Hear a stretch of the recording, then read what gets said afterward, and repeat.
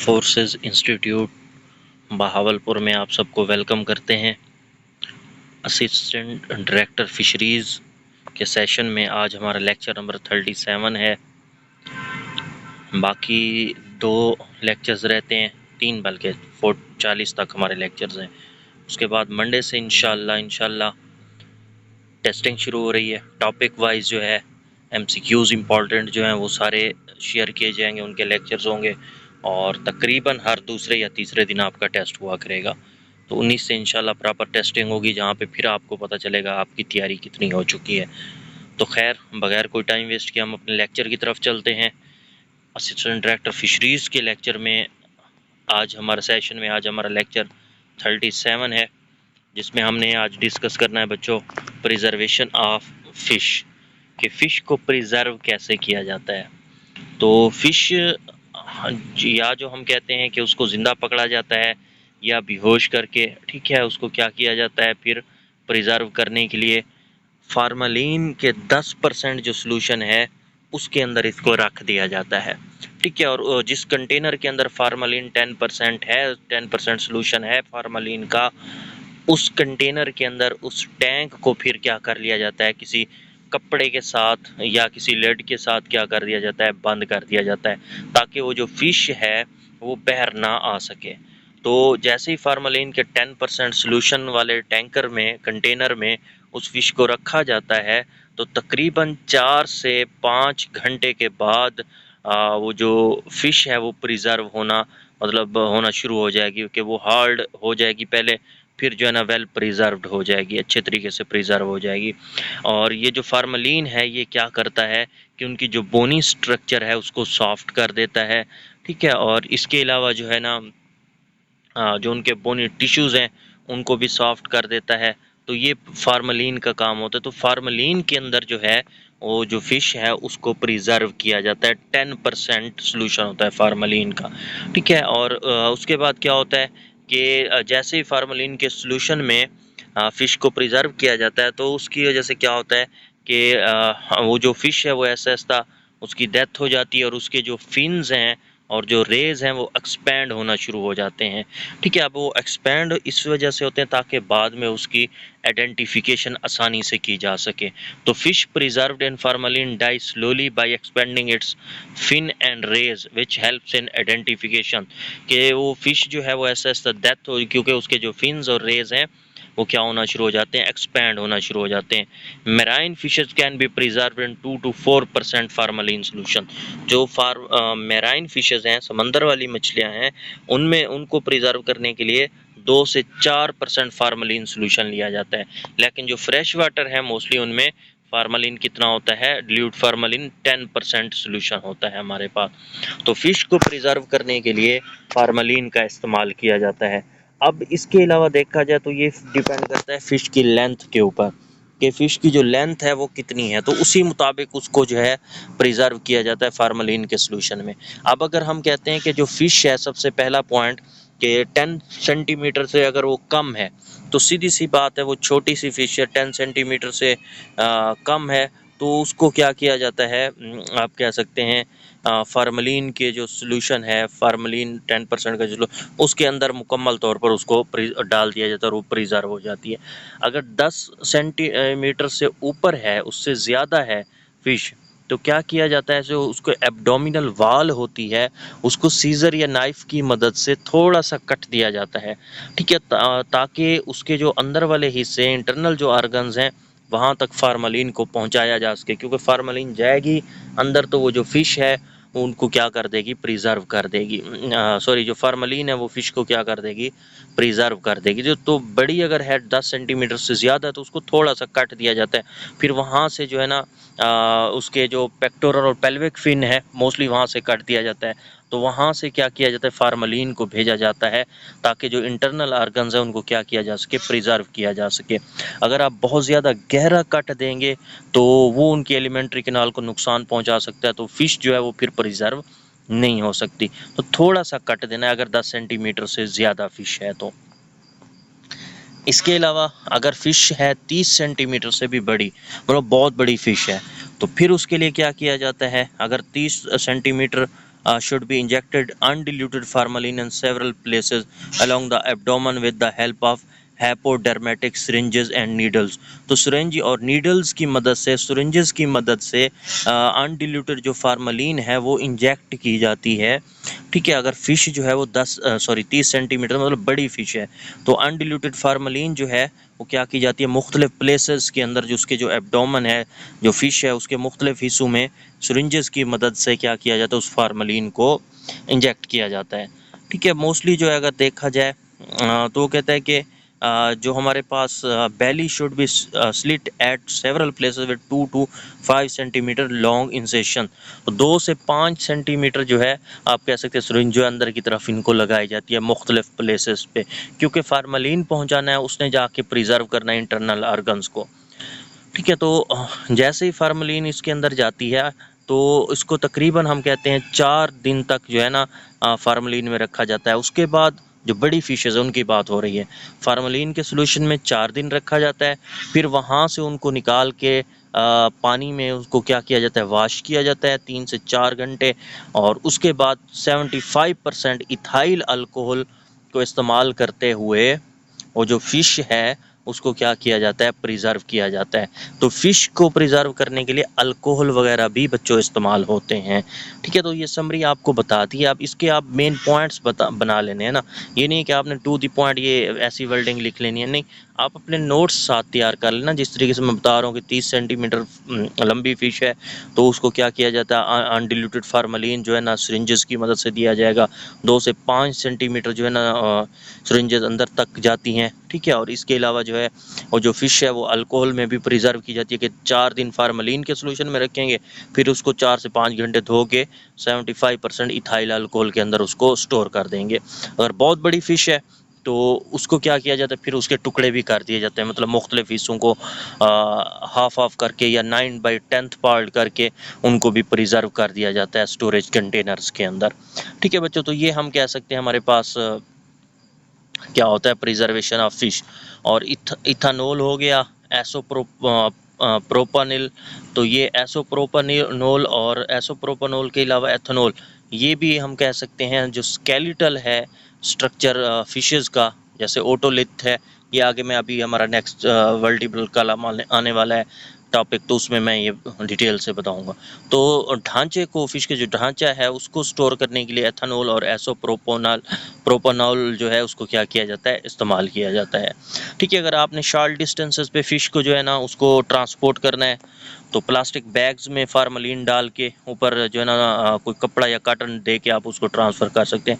अगर बहुत दूर लेकर जाना है तो उसके लिए फिर क्या किया जाता है, प्रॉपर तरीके से मलमल क्लॉथ जो है वो इस्तेमाल होता है ताकि लंबे सफ़र तक उसको भेजा जा सके प्रिजर्व करके बच्चों।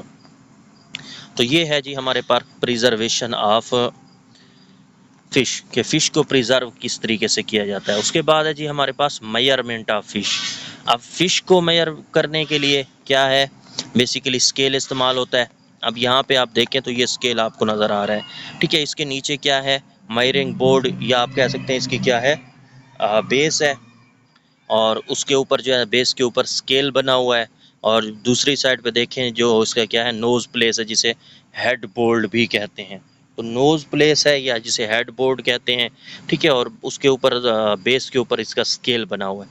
यहाँ पे फ़िश को रखा जाता है और स्केल की मदद से फिर उसको क्या किया जाता है, मेजर किया जाता है। आगे बताता हूँ कि कौन कौन से हिस्से जो उसके मेजर किए जाते हैं बच्चों। ठीक है, तो यही बात वो कर रहा है कि जो हमारे पास for accurate reading stainless steel ruler with measurement to millimetre is recommended. Millimetre तक रिकमेंड करने के लिए स्टेनलेस स्टील रूलर जो है उनको इस्तेमाल किया जाता है। यूनिट कौन से होते हैं, मोस्टली मैट्रिक सिस्टम होता है मेजर करने के लिए किसी भी चीज़ को।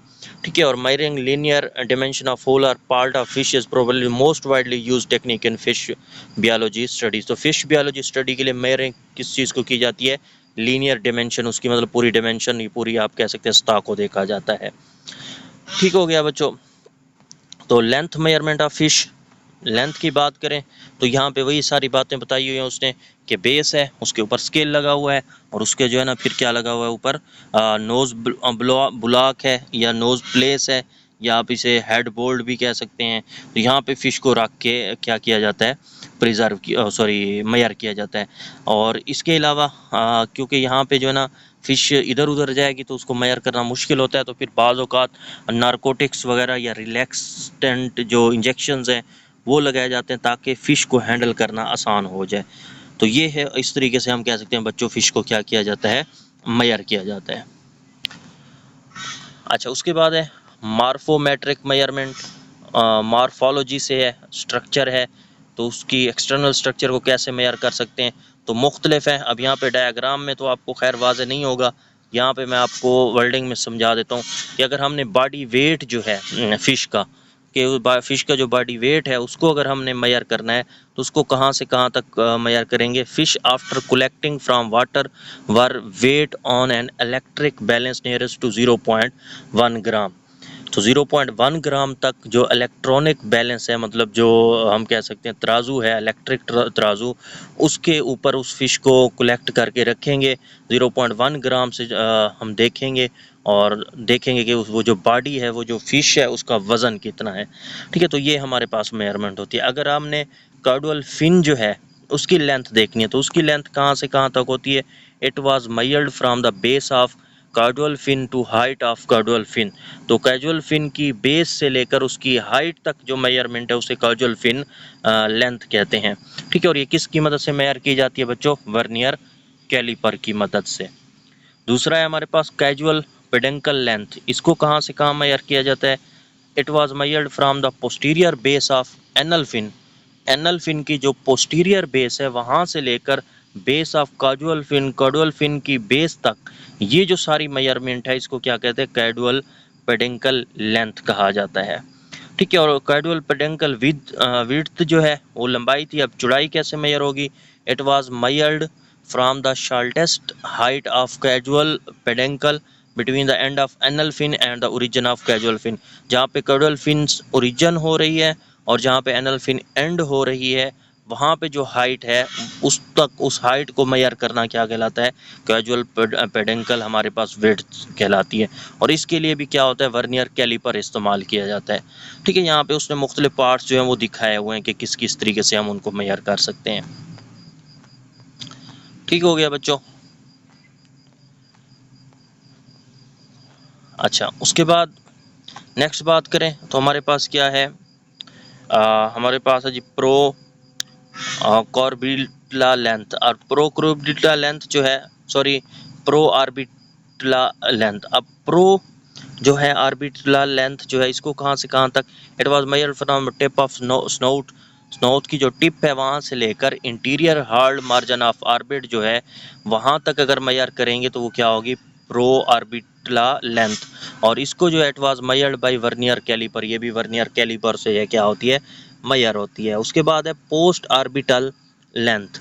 अब पोस्ट ऑर्बिटल लेंथ कैसे होगी, कहाँ से कहाँ तक होगी जी, टिप ऑफ स्नोट से लेकर anterior hard margin of orbit जो है to the posterior tip of fleshy upper column measurement with the help of vernier calliper. तो ये भी वर्नियर जो कैलिपर है उसकी मदद से इसको क्या किया जाता है, मेजर किया जाता है।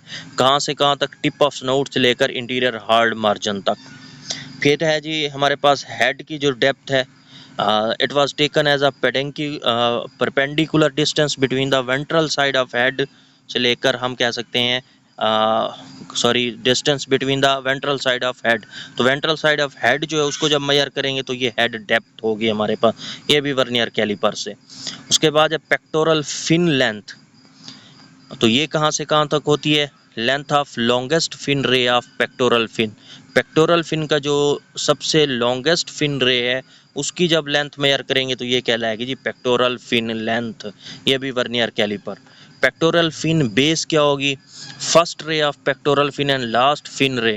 तो डिस्टेंस जो होता है first ray of pectoral fin और लास्ट फिन रे के दरमियान, उसको जब मेजर करेंगे तो वो क्या होगा, पेक्टोरल फिन बेस कहलाएगी। उसके बाद है जी dorsal fin base. It is the length of longest fin ray और डॉर्सल फिन।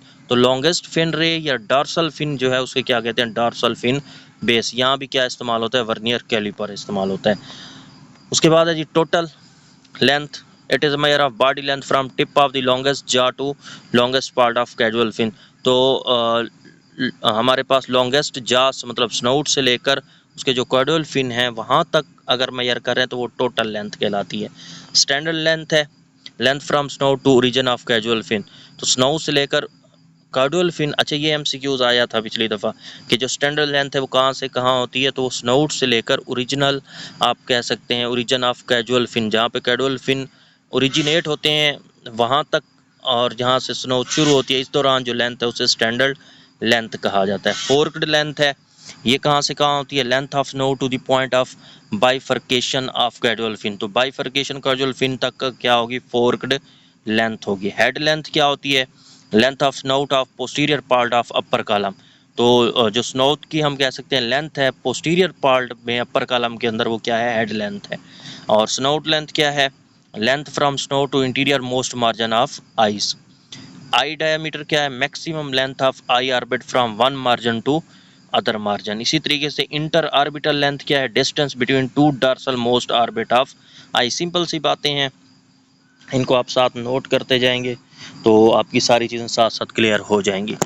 ठीक है, अब यहाँ पे आप इसकी जो है स्क्रीनशॉट भी ले सकते हैं। स्क्रीन मैंने यहाँ पे रोकी हुई है, ये छोटी छोटी जो टर्म्स है इनमें से एक एमसीक्यूज लाजमी आता है ना, तो इस वजह से ये स्क्रीन यहाँ रोकी हुई है, आप इसका स्क्रीनशॉट भी ले सकते हैं। प्री डॉर्सल लेंथ है, length from snow to region of dorsal fin है। प्री पेक्टोरल लेंथ है, length from snow to region of pectoral fin है। प्री पेल्विक लेंथ है, length from snow to region of pectoral fin है। Pre anal length कौन सी होती है, length from snow to region of anal fin. ठीक है, और हाइट ऑफ डॉर्सल फिन क्या है, height of dorsal fin from base of original dorsal fin to the end of longest fin हमारे पास फिन रे। ठीक हो गया। एनल फिन लेंथ, जो एनल फिन लेंथ है वो क्या होती है, length from origin of first anal ray to the origin of last fin ray. ठीक है बच्चों, तो ये हमारे पास फिर इसी तरीके से एनल फिन बेस है, distance between interior and posterior insertion of the anal fin, तो इंटीरियर और पोस्टीरियर जो है इंसर्शन जो है एनल फिन के अंदर उसे एनल बेस या एनल फिन बेस आप कह सकते हैं।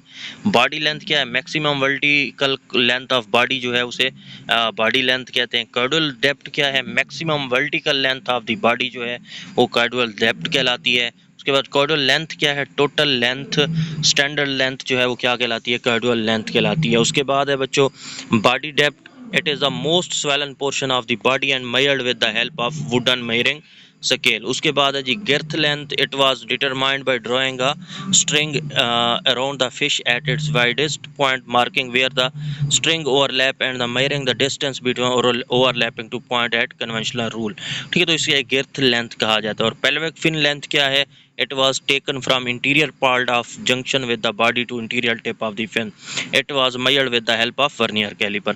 अच्छा ये जो जल्दी जल्दी बता रहा हूँ ना, ये छोटी छोटी चीज़ें हैं ना, आप यहाँ से आप एक दफ़ा इसको रिवाइज करेंगे तो आपको सारी चीज़ें कवर हो जाएंगी। आप यहाँ पे साथ साथ स्क्रीनशॉट लेते जाएं। ठीक है, ये मैंने इस वजह से जल्दी जल्दी बताया क्योंकि अगर मैं इन छोटी छोटी चीज़ों को बताता रहूँगा तो हमारा लेक्चर बहुत बड़ा हो जाएगा। ठीक है, तो ये आप जो 30 हमारे पास पॉइंट्स हैं इनकी आप यहाँ पे स्क्रीनशॉट्स भी ले सकते हैं। तो पहले देखें ये 23 से लेकर 30 तक, फिर जो है हमारे पास आप यहाँ पे जो सबसे अहम है ना वो यही है 11 से लेकर 22 तक, तो ये आप यहाँ पे स्क्रीनशॉट ले सकते हैं। यहाँ पे आपको फिर क्लियर हो जाएगा कि यहाँ से यहाँ तक डिस्टेंस मेजर करते हैं तो ये आई का है, यहाँ से यहाँ तक करते हैं तो ये स्नोट का है, यहाँ से यहाँ तक करते हैं तो ये हेड का है। तो यही सारी एक एक लाइन के अंदर आधी आधी लाइन में इन तमाम चीज़ों को एक्सप्लेन किया गया बच्चों। अच्छा, उसके बाद सेम इसी तरीके से हमारे पास पेल्विक फिन बेस है और डॉर्सल फिन बेस है बच्चों। ये भी उसी तरीके से length of longest fin ray और डॉर्सल जो है उसे क्या कहते हैं, डॉर्सल जो हमारे पास है ये फिन रे है या लॉन्गेस्ट जो फिन रे है उसकी जो लेंथ होती है उसे डॉर्सल फिन लेंथ कहा जाता है। उसके बाद है जी मेरिस्टिक्स मेजरमेंट। तो मेरिस्टिक्स मेजरमेंट में आपने फिन है, रेज हैं, स्पाइंस हैं, लेटरल लाइन स्केल है या गिल्स रहकर इनको मेजर करना होता है। तो फिन में क्या है, count the number of fin with rays and spines. तो रेज और स्पाइंस के साथ जो फिन्स के नंबर्स काउंट करते हैं, जैसे dorsal, anal, pectoral, pelvic fin, caudal fin, तो ये हमारे पास फिन मेजरमेंट होती है। रेज जब मेजरमेंट करनी होती है उसमें किस चीज़ को देखा जाता है बच्चों, सॉफ्ट फिनलेट आर्टिकुलेटेड जो स्पाइंस हैं तो compounding total fin of the fish, तो उसको हम टोटल फिन ऑफ फिश या रेज कहते हैं। स्पाइन क्या होती है? Hard erected calcareous projection of fin जो है and a part of fish fin in some fishes, तो उसको स्पाइन कहा जाता है, स्पाइन मेजरमेंट कहते हैं। लेटरल लाइंस एंड स्केल क्या है? ठीक है, तो फिश बॉडी जो है starting from just behind the skull the end of caudal, skull से लेकर कॉर्डल पेडेंकल तक जो एक लाइन जा रही है उसे लेटरल लाइन कहते हैं। ठीक है, ये पहले भी मैं बता चुका हूँ। और गिल्स रहकर, ये भी आप पहले से पढ़ चुके हैं। It is hided under the upper column and can be counted by removing the first gills arch from left side of upper column के। अपर कॉलम के लेफ्ट साइड पे पहले जो गिल्स आर्क है उसको हटाएंगे तो नीचे क्या आपको आएंगे नज़र? गिल्स रहकर, वहाँ से आप उनको काउंट करके बता सकते हैं कितने हैं। तो count the gills arch from upper west lowest part of the gills arch. फिर पेलोरिक सेकी है, ये भी बता चुका हूँ। ये कहाँ है? जंक्शन ऑफ स्टोमक या intestine and can be seen on dissecting the fish ventrally. Ventral तौर पर जब उसको डाइसेक्ट करते हैं फिश को, तो वो हमारे पास क्या है? पेलोरिक फिन हमारे पास होती है।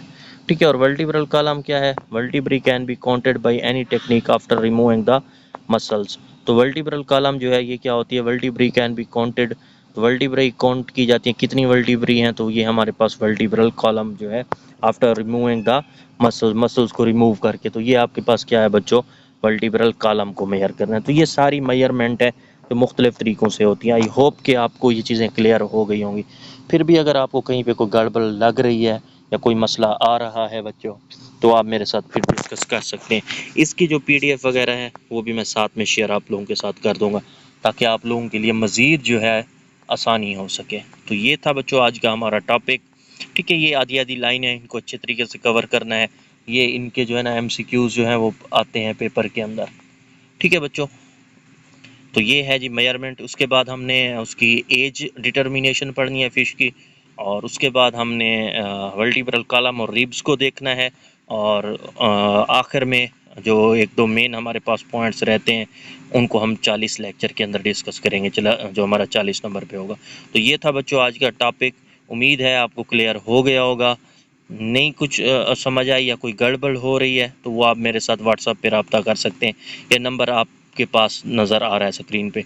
इंशाल्लाह 19 तारीख से हमारी प्रॉपर टेस्टिंग शुरू हो रही है, तो उसमें आप लोगों ने लाजमी पार्टिसिपेट करना है, बिल्कुल स्किप नहीं करना, क्योंकि यहाँ से ही अब आखिरी महीना है। इंशाल्लाह जो है ना जून के एंड में या जुलाई के स्टार्ट में जो है ये पेपर कंडक्ट हो जाना है। उम्मीद काफ़ी है कि ऐसा हो जाएगा। तो हमारे पास 1-1.5 महीना है, तो आपकी यहाँ पे तैयारी बेहतरीन हो जाएगी टेस्टिंग के अंदर। ठीक है, तो आप हमारे सेशन को भी ज्वाइन कर सकते हैं। तो थैंक यू एंड अल्लाह हाफिज़ बच्चों।